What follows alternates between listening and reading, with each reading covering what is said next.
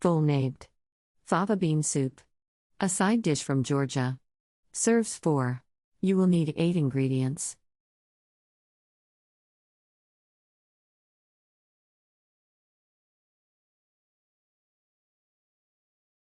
Step 1.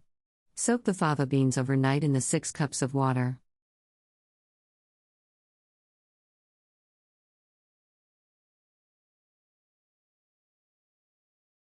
Step 2. Drain the beans but reserve the water and set aside. Remove the skins from the beans and put them in a saucepan.